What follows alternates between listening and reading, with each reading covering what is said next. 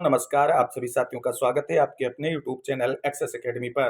दोस्तों, Uttar Pradesh ECC educator भर्ती 2024 से जुड़ी हुई बड़ी अपडेट इस वक्त निकल कर सामने आ रही है, जिसको आप सभी के साथ इस वीडियो के माध्यम से डिस्कस करने वाले हैं।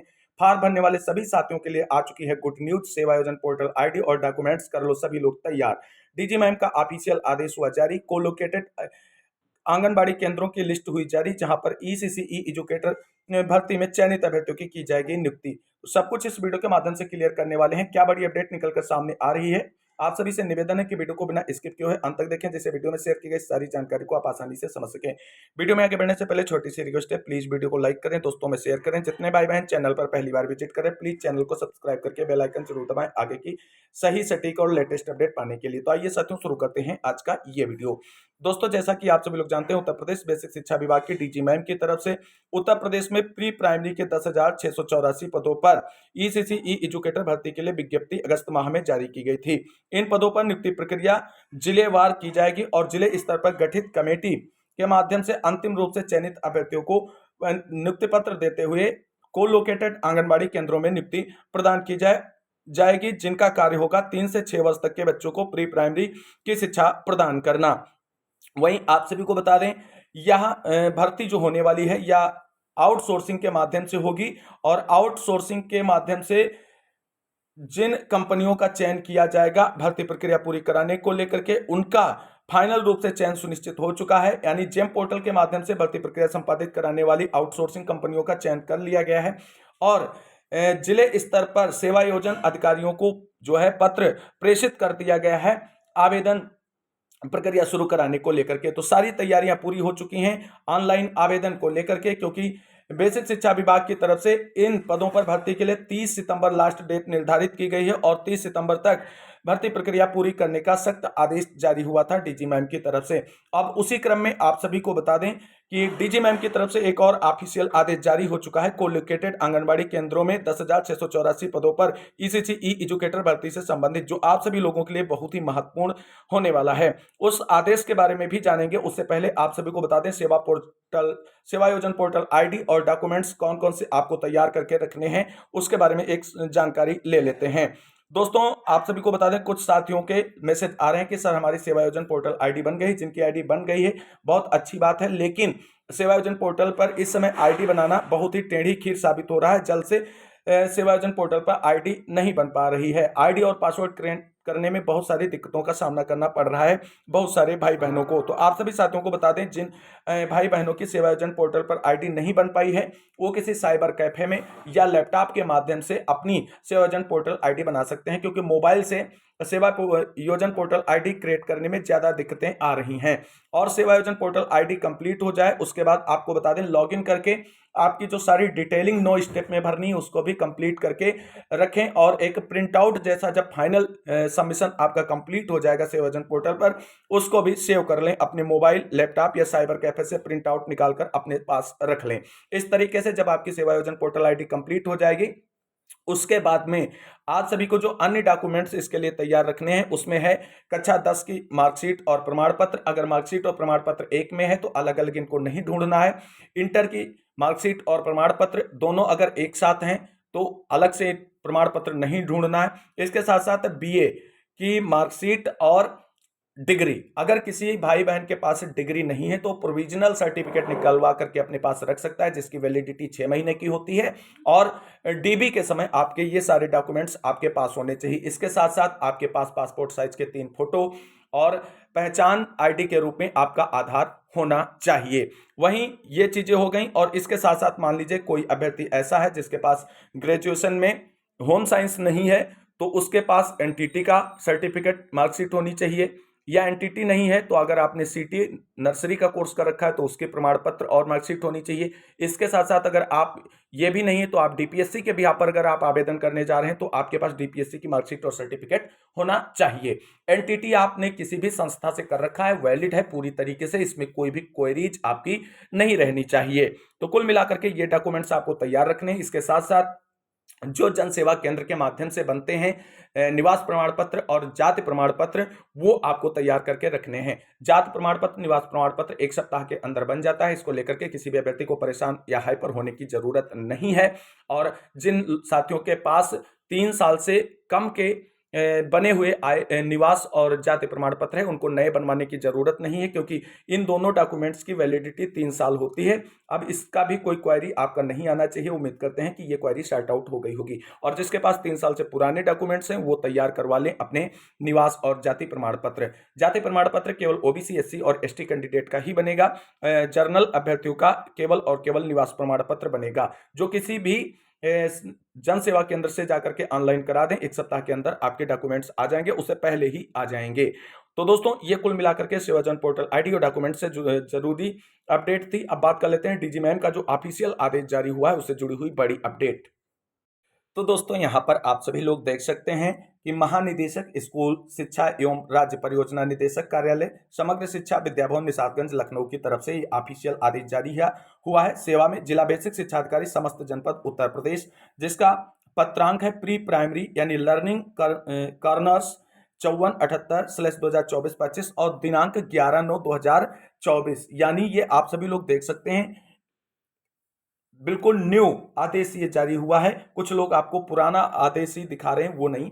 यहां पर आप सभी लोग देख सकते हैं वार्षिक कार्य योजना एवं बजट 2024-25 में प्रोजेक्ट अप्रूवल बोर्ड शिक्षा मंत्रालय भारत सरकार से प्राप्त अनुमोदन के क्रम में 9,900 को लोकेटेड आंगनबाड़ी केंद्रों के बच्चों हैं तो लर्निंग कॉर्नर विकसित किए जाने के संबंध में। तो दोस्तों आप सभी लोग जानते हैं जो आप सभी लोगों की नियुक्ति की जाएगी वो को लोकेटेड आंगनबाड़ी केंद्रों में की जाएगी या पीएम श्री के तहत चयनित विद्यालयों में की जाएगी।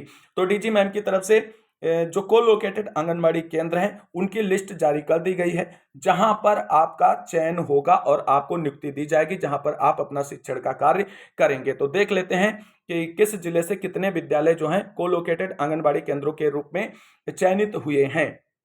तो यहाँ पर आप सभी लोग देख सकते हैं जिलेवार जो है वो दिए गए हैं कोलोकेटेड आंगनबाड़ी केंद्र कितने हैं। तो आगरा में देख सकते हैं 154 है, अलीगढ़ में 104 है, इसी तरीके से अंबेडकर नगर में 235 है। पूरी पीडीएफ यहाँ पर है, आप सभी लोग आराम से देख सकते हैं। ये कोलोकेटेड आंगनबाड़ी केंद्रों की सूची यहाँ पर दी गई है। तो यहाँ पे डिटेलिंग आप पूरी देख सकते हैं कि किस जनपद में कितने हैं। आराम से स्क्रॉल अप हम कर रहे हैं, आप इसे आराम से देखते जाए, पॉज करके भी आप अपने जनपद की जो है कोलोकेटेड स्कूलों के बारे में देख सकते हैं। तो ये पूरी यहाँ पर डिटेलिंग दी हुई है, यहाँ पर देख सकते हैं नंबर ऑफ स्कूल्स जो हैं पूरी डिटेलिंग दी हुई है। सारे जनपद जो उत्तर प्रदेश के हैं कुल 75 जनपद का डाटा यहाँ पर दिया गया है। जैसे देख सकते हैं यहाँ पर कि सीतापुर में 272 स्कूल ऐसे हैं जहाँ पर कोलोकेटेड आंगनबाड़ी केंद्र हैं। इसी तरीके से श्रावस्ती में 74 हैं। यहाँ पर सभी विद्यालय जो हैं देख सकते हैं आप कि कितने हैं जहां पर कोलोकेटेड आंगनबाड़ी केंद्र हैं। इसी तरीके से देख सकते हैं रायबरेली में 253 हैं, प्रयागराज में 279 हैं और प्रतापगढ़ में 227 हैं। पूरे 75 जिले की डिटेलिंग यहां पर दी गई है। कुल मिलाकर के 75 जिले में 9,900 स्कूल जो हैं वो ऐसे हैं जहां पर कोलोकेटेड आंगनबाड़ी केंद्र हैं। और दोस्तों यहां पर आप सभी लोगों ने देखा है कि 10,684 पदों पर भर्ती का आदेश जारी हुआ है ईसीसी ई एजुकेटर का।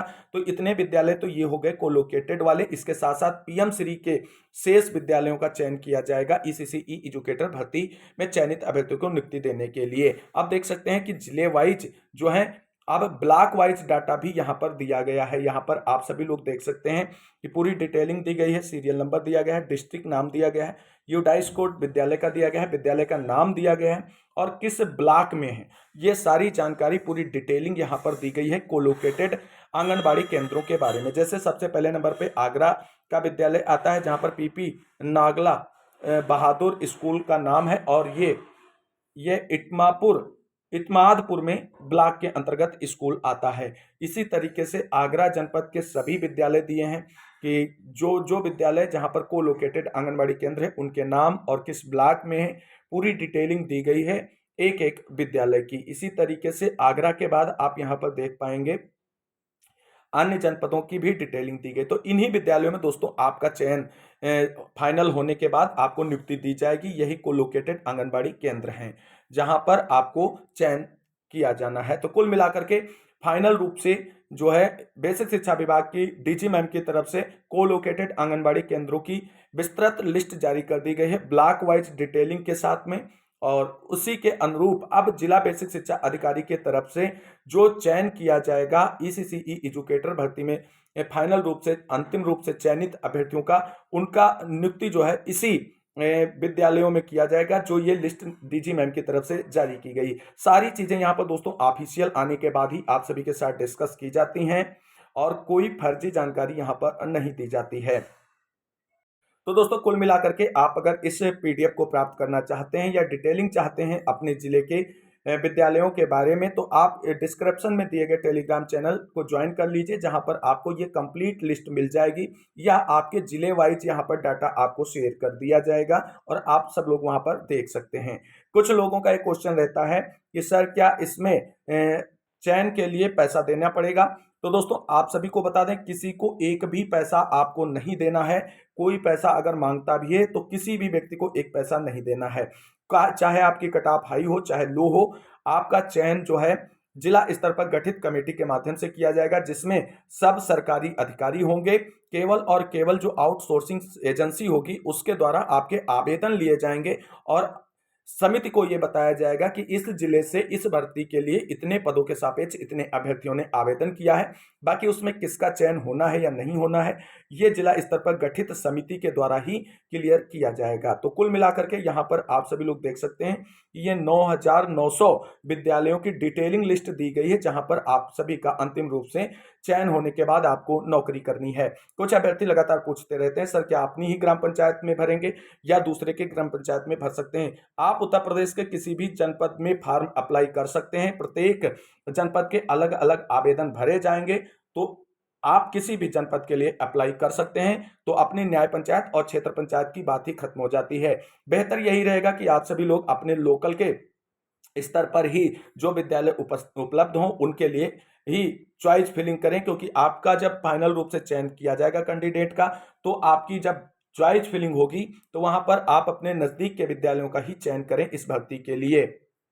तो दोस्तों कुल मिलाकर के इस तरीके से 9,900 विद्यालय जो कोलोकेटेड आंगनबाड़ी केंद्र हैं, जहां पर आप ईसीसी ई एजुकेटर माध्यम से अगर चयनित होते हैं तो आपको नौकरी करनी है, उनकी डिटेलिंग यहां पर हमने डिस्कस करी है। अब आप सभी को बता दें 15 तारीख के बाद में कभी भी आप सभी लोगों के लिए ऑनलाइन आवेदन के लिए लिंक एक्टिवेट किया जाएगा और ये सारा प्रोसेस जो है ऑनलाइन आवेदन फॉर्म अप्लाई करना और आगे के प्रोसेस जो है वो सारी चीजें आपको सेवायोजन पोर्टल के माध्यम से ही करनी है। किसी अन्य साइट पर आपको इसके आवेदन फॉर्म होते नजर नहीं आएंगे, क्योंकि उत्तर प्रदेश सरकार की तरफ से स्पेशल आउटसोर्सिंग और संविदा कर्मियों की भर्ती के लिए इस साइट का जो है निर्माण किया गया है और इसलिए केवल और केवल सेवायोजन पोर्टल पर आप चेक करते रहें अपने डिस्ट्रिक्ट के आवेदनों को लेकर के, और जैसे ही आवेदन के लिंक एक्टिवेट होंगे आपको चैनल के माध्यम से जानकारी दी जाएगी। जब तक ऑफिशियल एक्टिवेट नहीं होते तब तक कोई भी जानकारी फार्म से रिलेटेड नहीं दी जाएगी। जैसे ही फार्म का लिंक एक्टिवेट होगा, फार्म कैसे भरना है उसके बारे में स्टेप टू स्टेप सारी जानकारी दी जाएगी